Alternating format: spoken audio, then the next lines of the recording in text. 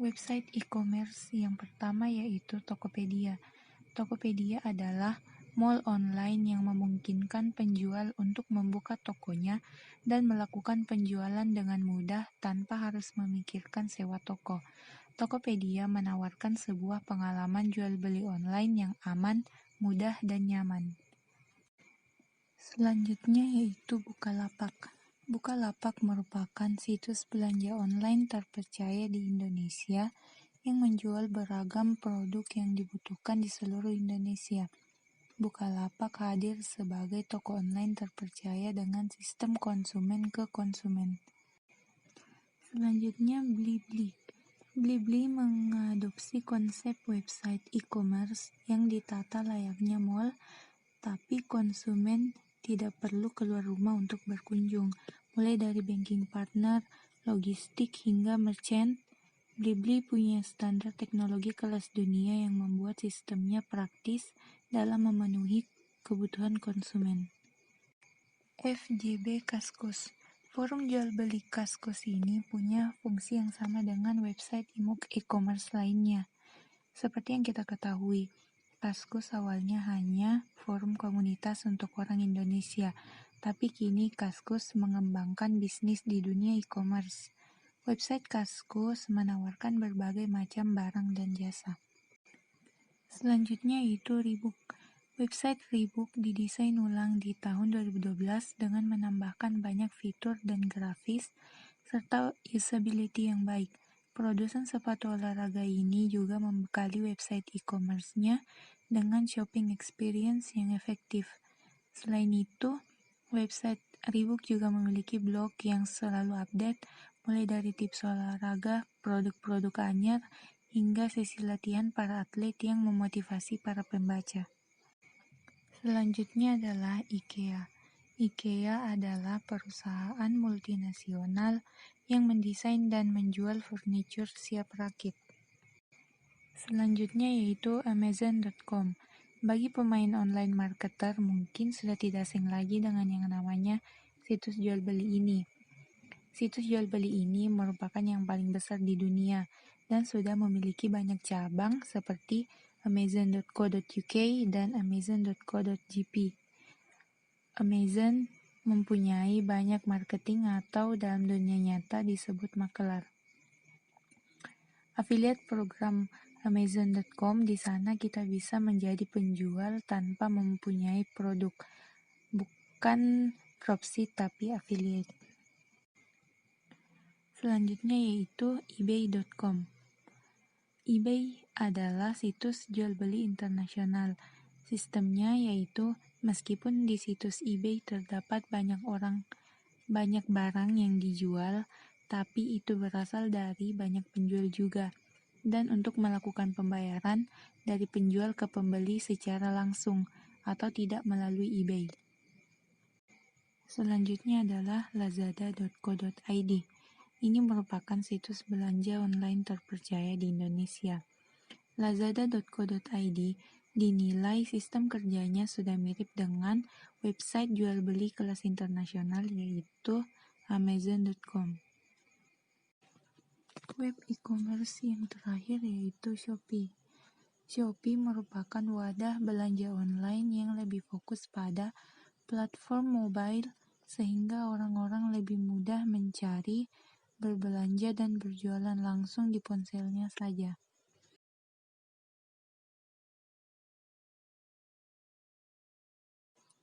Yang pertama yaitu blog pribadi atau personal blog.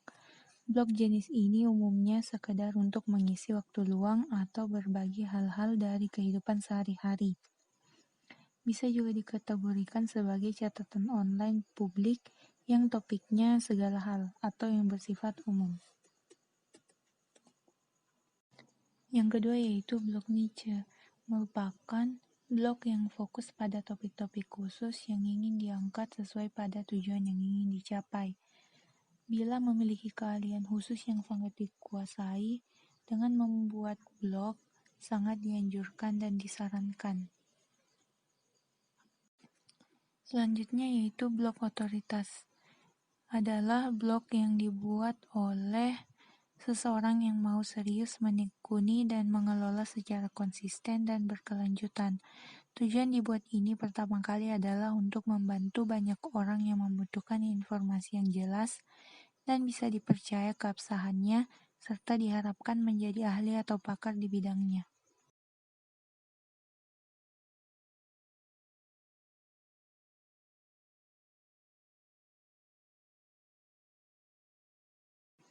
Selanjutnya yaitu blog perusahaan.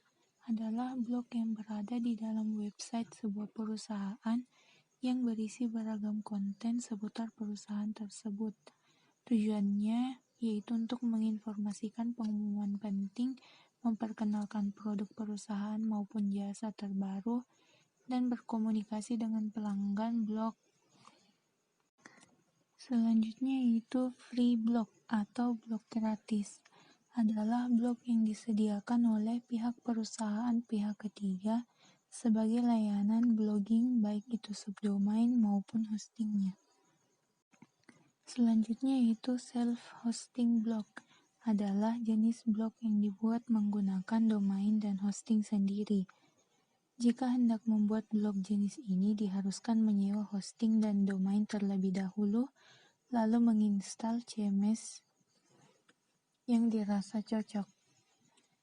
Pemilik blog jenis ini biasanya blogger profesional atau mereka yang sudah memiliki pengalaman dalam dunia blogging dan pelaku pemasaran internet marketing. Selanjutnya yaitu citizen journalism blog. Adalah blog yang ditulis oleh warga masyarakat yang bukan jurnalis dan disediakan oleh pihak media tertentu. Selanjutnya yaitu vlog, singkatan dari video blog atau video blogging, yaitu sebuah blog yang konten isinya lebih cenderung ke video. Video apa saja yang bisa diisi itu tergantung dari tujuan penggunanya. Ada yang bertujuan untuk merekam bentuk visual kegiatan aktivitas sehari-harinya. Selanjutnya yaitu fotoblog. Sebuah blog dengan konten isinya cenderung ke foto. Biasanya blog jenis ini sangat sedikit postingan berbentuk teks dan lebih ke gambar dan keterangan gambarnya. Orang-orang yang suka blog ini umumnya mereka yang gemar fotografi atau orang bekerja di dunia fotografi. Selanjutnya yaitu audio blog, yaitu sebuah blog yang konten isinya cenderung ke suara rekaman atau vokal seperti podcast.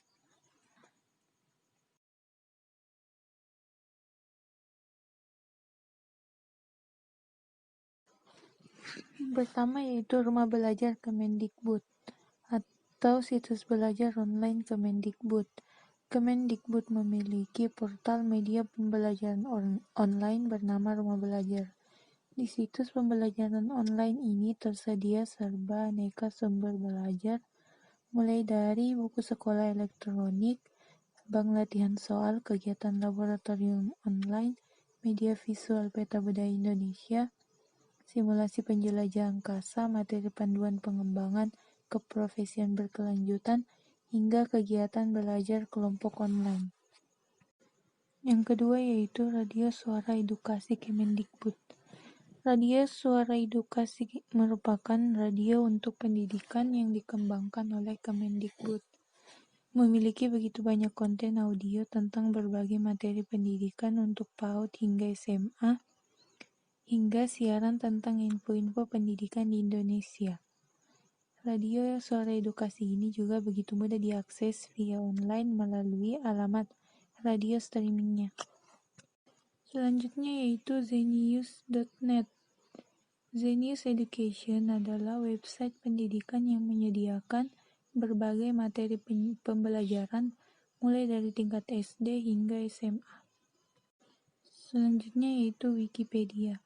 Wikipedia merupakan salah satu website pendidikan terbesar di dunia yang menyajikan berbagai ulasan materi berdasarkan kata pencarian. Banyak hal yang bisa kita temukan, mulai dari definisi kata, ensiklopedi sejarah, penjabaran sains, biografi, tokoh, profil negara, pengetahuan tentang budaya dunia, dan lain sebagainya.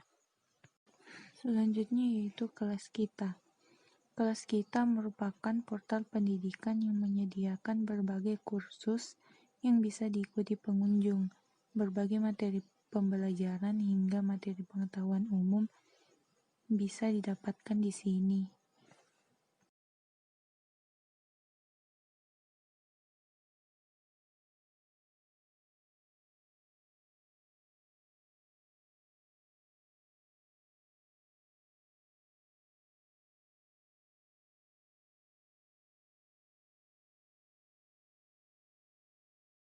Selanjutnya yaitu SlideShare. SlideShare merupakan situs tempat berbagi dan mengunduh dokumen. Matematika Study Center, yaitu website pendidikan yang menyediakan konten lengkap materi matematika dari SMP hingga SMA. Situs ini menyediakan ringkasan materi. Yang terakhir yaitu Wolfram Alpha, merupakan portal belajar online yang hampir mirip dengan Zenius Education. Di sini tersedia begitu banyak sumber belajar yang bisa dipelajari, mulai dari matematika, bahasa, kimia, biologi, statistika, astronomi, musik, seni keterampilan, dan masih banyak lagi. Hanya saja, Wolfram Alpha hingga saat ini hanya tersedia dalam versi bahasa Inggris.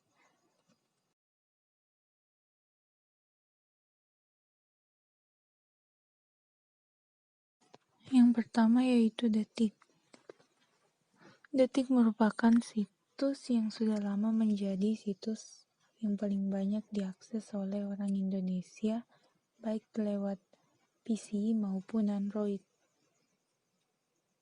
Sekarang Detik menjadi dikenal masyarakat luas karena berita lengkap tentang olahraga, politik, ekonomi, resep, teknologi, dan lain-lain. Website selanjutnya yaitu Kompas. Selanjutnya yaitu Liputan 6. Liputan 6 ini bisa diakses untuk mencari artikel-artikel terbaik serta aktual dan juga terpercaya tentang peristiwa-peristiwa yang sedang terjadi di Indonesia seperti politik, olahraga, media sosial, kriminal, dan lainnya. Selanjutnya yaitu tribunnews.com. Selanjutnya yaitu suara.com. Website ini adalah portal berita yang komplit, dikemas ke dalam model tema yang bagus sehingga dapat membuat si pengakses menjadi lebih mudah memilih semua berita yang mereka inginkan. Selain itu, kita bisa menjadikan situs ini sebagai bahan referensi dalam mencari berita paling update saat ini. Selanjutnya yaitu merdeka.com. Selanjutnya yaitu fifa.co.id. Ini situs berita yang resmi didirikan pada 2008. Seperti yang terpasang dalam logonya adalah Indonesian News and Community Portal, in-depth, trusted. Biasanya banyak blogger menggunakan FIFA ini sebagai alat untuk mempromosikan situs mereka. Selanjutnya yaitu panlagi.com. Selanjutnya yaitu okezone.com. Seperti halnya situs lainnya seperti detik.com, Okezone banyak memuat berita tentang politik, olahraga, resep, entertainment, sosial media, dan lain-lainnya. Yang terakhir yaitu kompasiana.com. Kompasiana adalah blog jurnalis Kompas yang bertransformasi menjadi sebuah media warga atau citizen media.